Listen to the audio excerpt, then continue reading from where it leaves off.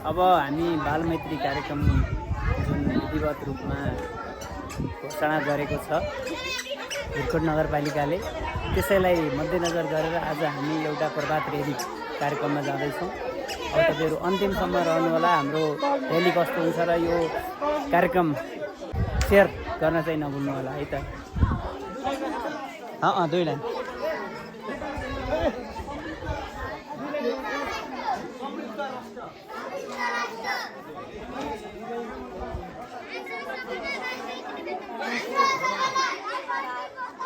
अब हाम्रो कार्यक्रम 5 मिनटमा सुरु हुँदैछ।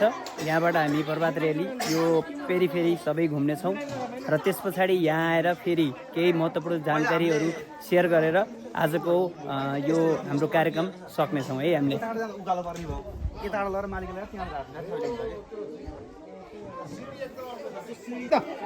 सरले भन्नुभएको छ, अब सरले सेट दिनुभएको छ।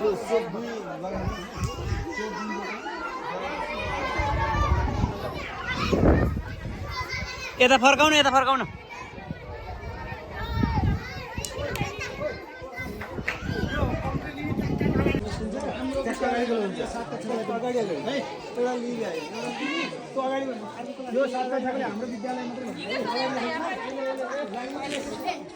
ल केही भन्नु छ? केही छैन सर, अब यो उकालो बाटो भन्नाले यो मोटर बाटो जानुपर्छ कि भन्ने विचार हो सर।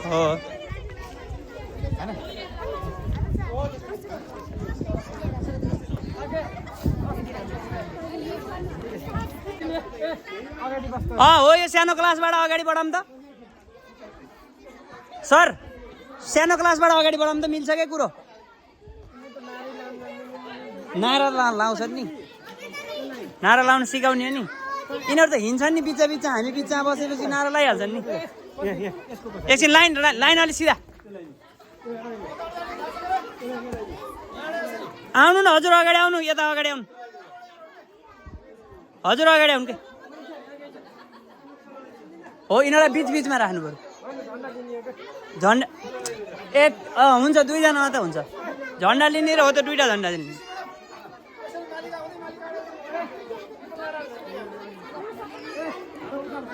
हजुर जाने होइन? ए यता सुन त, तिमीहरू क्लास वाइज बस है।